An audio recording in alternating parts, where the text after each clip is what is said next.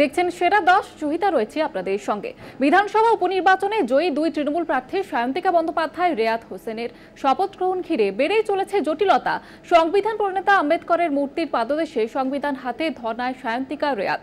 জনগণের দ্বারা নির্বাচিত জনপ্রতিনিধিদের শপথ আটকে রাখা নিয়ে সরব মুখ্যমন্ত্রী, পাল্টা বিরোধী শিবির। এবারে রাষ্ট্রপতিকে চিঠি দিচ্ছেন বিধানসভার অধ্যক্ষ। রাজ্য রাজভবন সংঘাত, দুই বিধায়কের শপথের তালবাহানা। 4 জুন লোকসভা ভোটের সঙ্গে ফল বেরিয়েছে বাংলার দুই বিধানসভার উপনির্বাচনের। লোকসভায় শপথ নিয়েছেন সাংসদরা, কিন্তু কেন এখনো শপথ নিতে পারছেন না বাংলার দুই বিধায়ক? বরানগর থেকে নির্বাচিত সায়ন্তিকা বন্দ্যোপাধ্যায়, ভগবানগোলা থেকে রেয়াত হোসেন সরকার, দুজনেই তৃণমূলের টিকিটে জয়ী। দুজনেই বিধানসভায় শপথ নিতে চেয়ে রাজ্যপালের অপেক্ষায়। রাজ্য রাজভবন সংঘাত নতুন কিছু নয়। শপথ নিয়ে এই টানাপোড়েনের নেপথ্যেও একই কারণ, রাজভবনে গিয়েই শপথ নিতে হবে বার্তা দিয়ে দিল্লি উড়ে গিয়েছেন রাজ্যপাল। আর বিধানসভাতেই শপথ চেয়ে মঙ্গলবারের পর বুধবারও ধর্নায় দুই নির্বাচিত তৃণমূল প্রার্থী। আমি চাইছি ওই শপথটা আমাদের করে দিক, আমাদের কাজটা করতে দিন না। এমনি দেখুন 1.5 বছর টার্ম শেষ হতে, কবে আর কাজ করবো বলুন? ওনার তো একটা মানে মানবিকতা তো ওনার থেকে এক্সপেক্ট আর করাও উচিত না। আমরা দরকার হলে পরে দেশের যিনি সর্বোচ্চ constitutional head, president, honourable president, ভারতের রাষ্ট্রপতির কাছে আমরা যাব, গিয়ে আমরা দরবার করব যে আমাদের অপরাধটা কি। দুই শীর্ষ সাংবিধানিক প্রধানের সংঘাত, যা চরমে পৌঁছয় রাজভবনের ভেতর এক মহিলা কর্মীর শ্লীলতাহানির অভিযোগকে কেন্দ্র করে।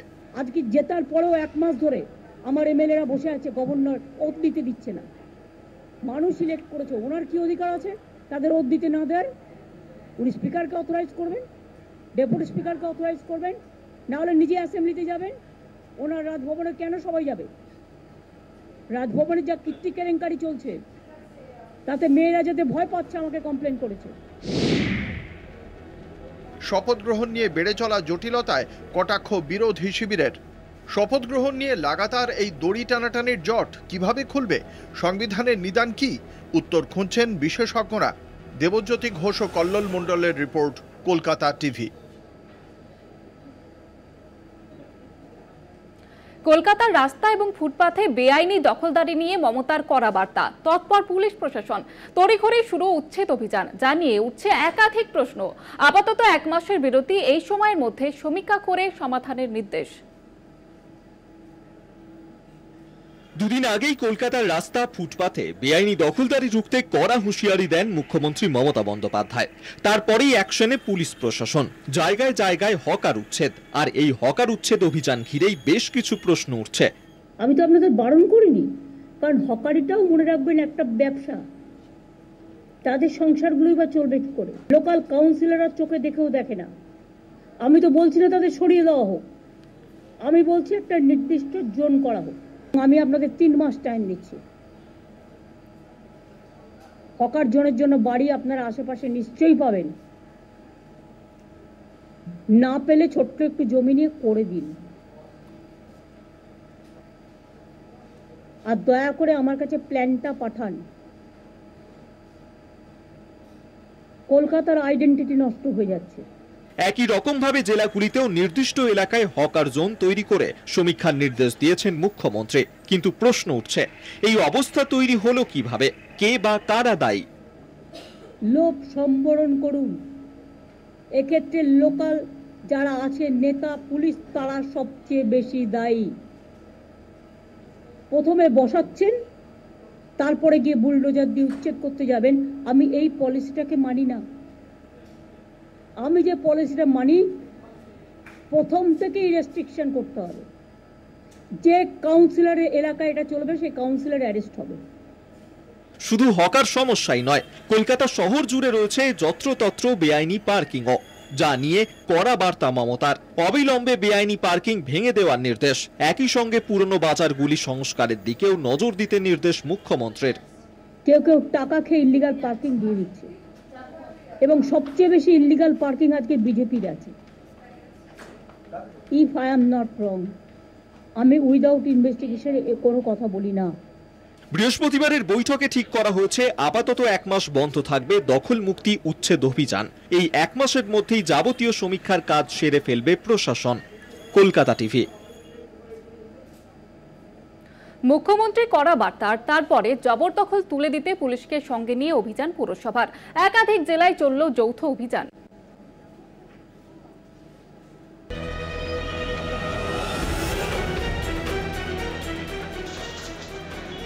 রামপুরহাট শহরে ফুটপাথের জবরদখল উচ্ছেদে যৌথ অভিযানে পুলিশ ও প্রশাসন। মুখ্যমন্ত্রী মমতা বন্দ্যোপাধ্যায়ের কড়া বার্তার পর তৎপর পুরসভা।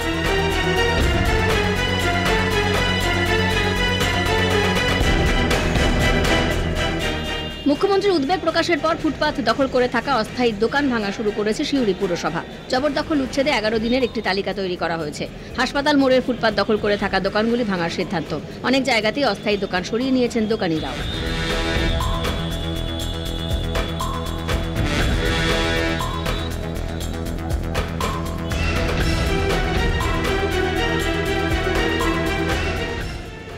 উচ্ছেদের প্রতিবাদে সরব বিজেপি। পুরসভার সামনে বিক্ষোভ। জেলা শাসকের কাছে স্মারকলিপি গেরুয়া শিবিরের। বিজেপির দাবি, সরকারি জমি জবরদখল হওয়া উচিত নয়, কিন্তু জাতীয় হকার নীতি মেনে সরকার এভাবে হঠাৎ উচ্ছেদ করতে পারে না। হকারদের পুনর্বাসনের দাবি বিজেপির।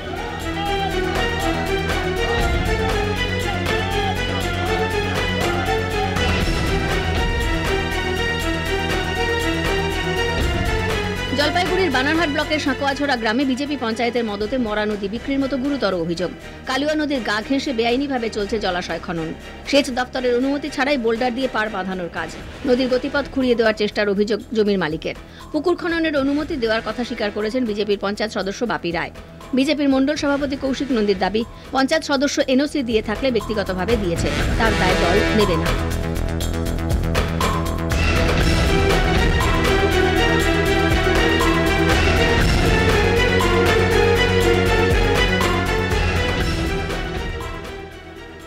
আলিপুরদুয়ার শহরের বিভিন্ন ওয়ার্ডে জলাভূমি ও ঝিল দখল করে অবৈধ নির্মাণের অভিযোগ।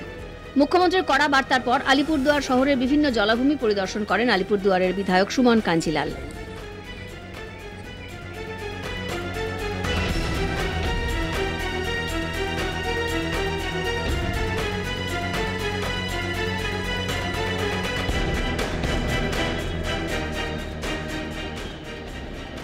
মুখ্যমন্ত্রীর কড়া বার্তার পর শিলিগুড়িতে উচ্ছেদ অভিযান। শিলিগুড়ির হিলকাট থেকে শুরু করে প্রধাননগর থানার অন্তর্গত জংশন, গুরুং বস্তি সহ বিভিন্ন এলাকায় রাস্তার পাশে ও ফুটপাথে থাকা দোকানদারদের সরিয়ে দেওয়া হয়।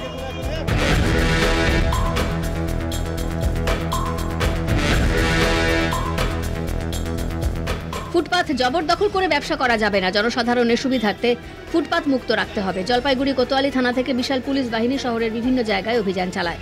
অতিরিক্ত পুলিশ সুপার শৌভনিক মুখোপাধ্যায় ও আইসি কোতোয়ালি সঞ্জয় দত্ত উপস্থিত ছিলেন অভিযানে।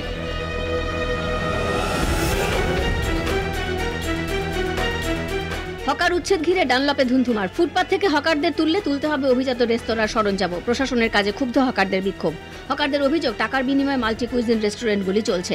যদি হকারদের এই অভিযোগ অস্বীকার করেছে বরানগর পুরসভা। কলকাতা টিভি। জমি মাফিয়া চক্রের সঙ্গে জড়িত অভিযোগে শিলিগুড়িতে গ্রেপ্তার 3। মুখ্যমন্ত্রীর কড়া বার্তার পরে গ্রেপ্তার ডাবগ্রাম ফুলবাড়ির ব্লক তৃণমূল সভাপতি। দল এবং প্রশাসনকে দুর্নীতির বিরুদ্ধে সচেতনতা মুখ্যমন্ত্রীর। অন্যদিকে মুখ্যমন্ত্রীর পদক্ষেপকে কটাক্ষ বিরোধী বিজেপির। জমি মাফিয়া দৌড়াতে মুখ্যমন্ত্রীর কড়া বার্তা। শিলিগুড়িতে গ্রেফতার ব্লক তৃণমূল সভাপতি। বিরক্ত ক্ষুব্ধ মুখ্যমন্ত্রী। সোমবার নবান্নের বৈঠকেই চরম হুঁশিয়ারি দেন। ডাবগ্রাম ফুলবাড়িতে জমি মাফিয়াদের চক্রের বিরুদ্ধে পদক্ষেপের কথা বলেন। মুখ্যমন্ত্রীর হুঁশিয়ারির পরেই অ্যাকশনে পুলিশ। তদন্তে দেখা যায় সরকারি জমি দখল করে বেআইনিভাবে বিক্রির রমরমা কারবার, যার নেপথ্যে ডাবগ্রাম ফুলবাড়ির ব্লক তৃণমূল সভাপতি দেবাশিস প্রামাণিক। শিলিগুড়ির মেয়র গৌতম দেব ঘনিষ্ঠ দেবাশিসকে বুধবার রাতে গ্রেফতার করে পুলিশ। সর্ষের ভিতরে যে ভূত বাসা বেঁধেছে সেই খবর নবান্ন পর্যন্ত আগেই পৌঁছেছে। বহু জায়গায় বেআইনি নির্মাণ, দখলদারির নেপথ্যে শাসক দল তৃণমূল কংগ্রেসের নেতা, মন্ত্রী, বিধায়করাই যে রয়েছেন তা মুখ্যমন্ত্রীর বার্তাতেই স্পষ্ট। বৃহস্পতিবার সকালে দেবাশিসকে জলপাইগুড়ি আদালতে তোলা হয়। একই অভিযোগে বুধবার রাতেই এনজিপি থানার অন্তর্গত জলডুমুর এলাকা থেকে গ্রেফতার করা হয় মোহাম্মদ কালামকে। বাড়িভাসা থেকে গ্রেফতার করা হয় বিমল রায় নামে আরেক অবৈধ জমি কারবারিকে। শিলিগুড়ি থেকে রীনা কুমারের রিপোর্ট, কলকাতা টিভি। সেরা 10-এর সময় এখন বিরতির। ফিরছে বিরতির পর, সঙ্গে থাকুন।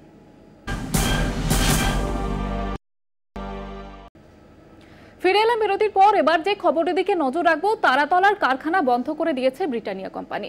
কাজহারা হয়েছেন 350 জনেরও বেশি কর্মী। স্থায়ী কর্মীদের এককালীন কিছু টাকা দেওয়ার কথা ঘোষণা করেছে কর্তৃপক্ষ, তবে এখনো আধারে অস্থায়ী কর্মীদের ভবিষ্যৎ।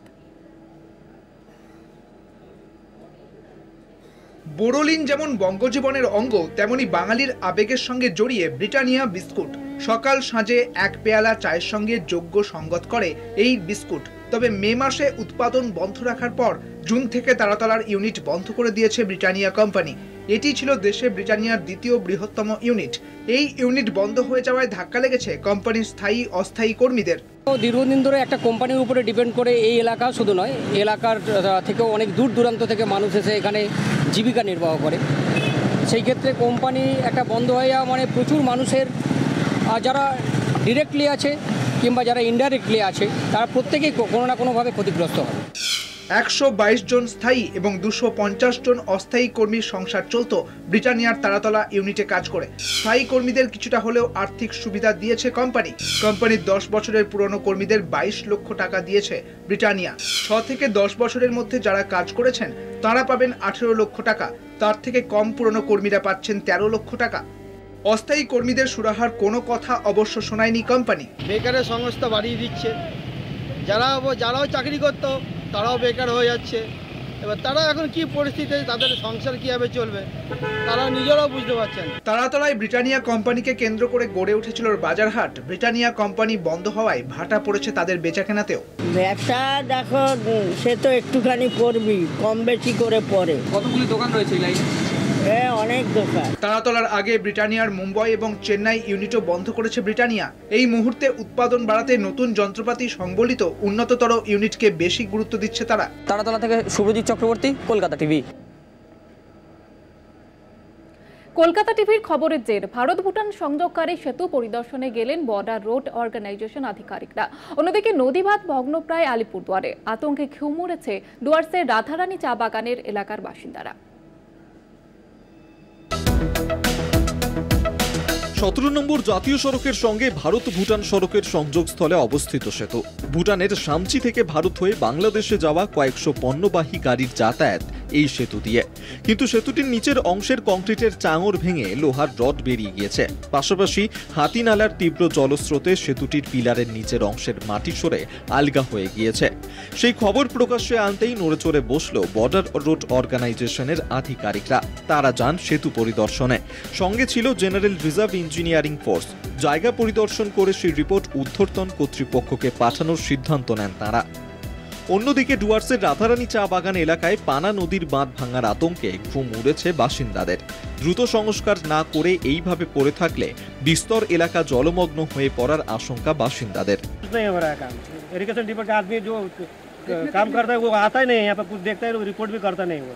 कितना आतंक में है आप लोग गांव के लोग? बहुत आतंक में है यहाँ पे अभी सबको पानी के लिए। अभी जब भी बारिश होगा तो रात को सोने नहीं पाते हैं कि बांध टूट के नदी ढुक जाएगा, ऐसे सिचुएशन।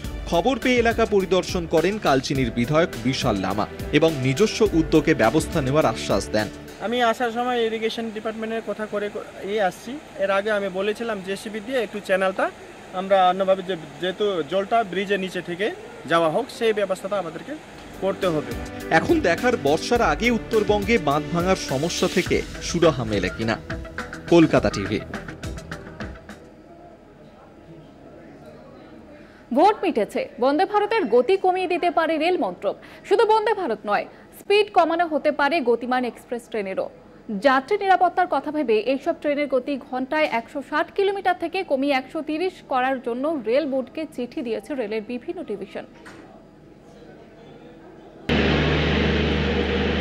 দ্য হিন্দু দৈনিক পত্রিকা লিখেছে, রেল দপ্তর সূত্রে তারা জানতে পেরেছে নর্থ সেন্ট্রাল রেলওয়ে রেল বোর্ডকে চিঠি লিখে এইসব ট্রেনের গতি কমানোর পরামর্শ দিয়েছে।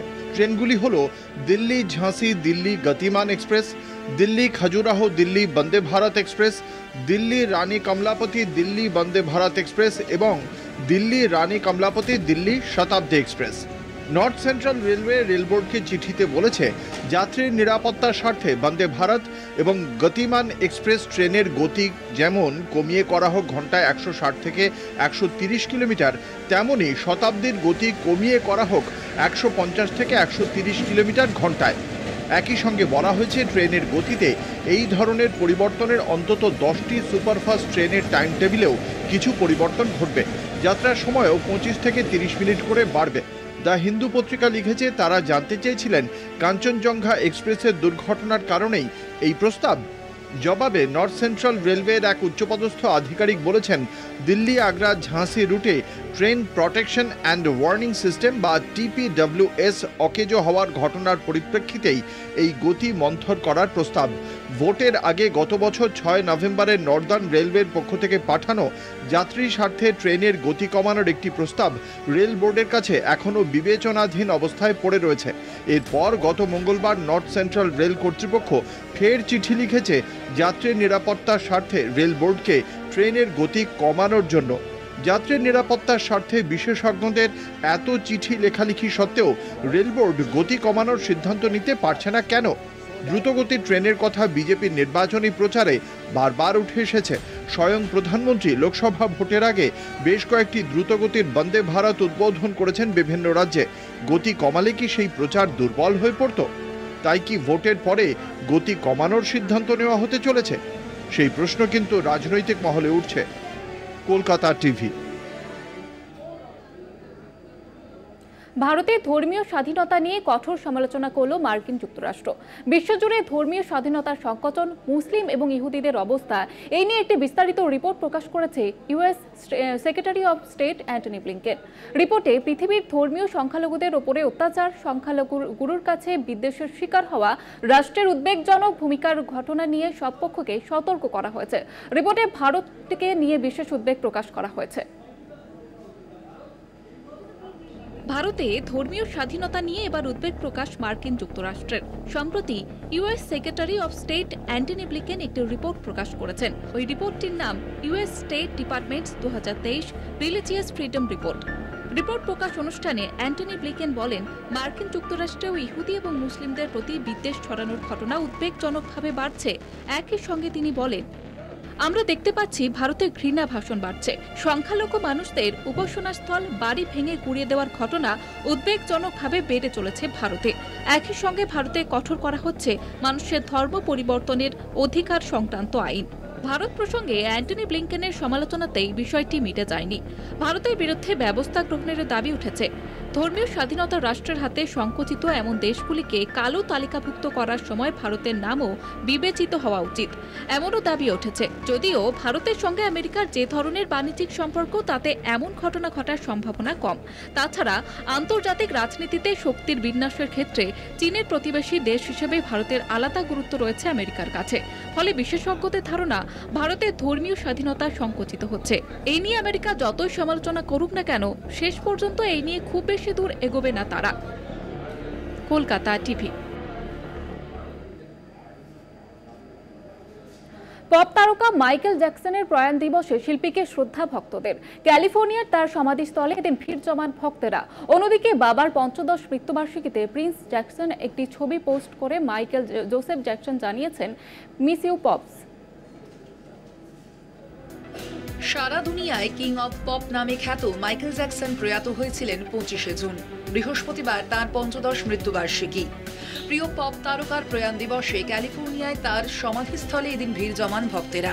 শিল্পীকে শ্রদ্ধা জানাতে গ্লেনডেলের ফরেস্ট লন মেমোরিয়াল পার্কে হাজির হন বহু ভক্ত। 2009 সালে এই দিনে মাত্র 50 বছর বয়সে প্রয়াত হন সর্বকালের অন্যতম সেরা এই সঙ্গীত শিল্পী। প্রোপোফল ওভারডোজের কারণে কার্ডিয়াক অ্যারেস্টে তার লস অ্যাঞ্জেলেসের বাড়িতে মারা যান মাইকেল জ্যাকসন। তার ব্যক্তিগত চিকিৎসক কনরাড মারে তার মৃত্যুর জন্য দোষী সাব্যস্ত হন। পপ তারকার অকাল প্রয়াণে শোকস্তব্ধ হয়ে পড়েছিল গোটা বিশ্ব। প্রতি বছর এই দিনটিতে পপ তারকার ভক্তরা তাকে শ্রদ্ধা জানান। অন্যদিকে বাবার 15তম মৃত্যুবার্ষিকীতে প্রিন্স জ্যাকসন তার প্রতি শ্রদ্ধা জানিয়ে সমাজ মাধ্যমে একটি পোস্ট করেছেন।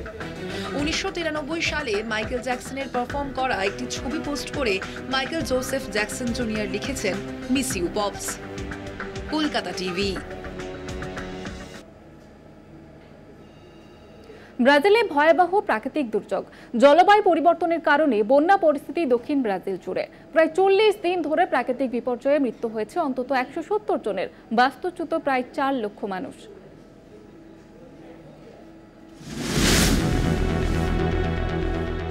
দিন ধরে টানা দুর্যোগ, যেদিকে চোখ যায় শুধু জল আর জল। জলবায়ু পরিবর্তনের কারণে বন্যা পরিস্থিতি দক্ষিণ ব্রাজিল জুড়ে। প্রায় 40 দিন ধরে প্রাকৃতিক বিপর্যয়ে মৃত্যু হয়েছে অন্তত 170 জনের। রিও গ্রান্ডে ডো সুল রাজ্যে প্রায় 4 লক্ষ মানুষ বাস্তুচ্যুত। বিজ্ঞানীরা বলছেন, জলবায়ু পরিবর্তনের ফলে বন্যা পরিস্থিতির সৃষ্টি হয়েছে। রাজধানী পোর্তো অ্যালগ্রেতে বন্যা কবলিত এলাকা কার্যত মৃত্যুপুরীতে পরিণত হয়েছে। চারিদিকে পড়ে রয়েছে ধ্বংসাবশেষ।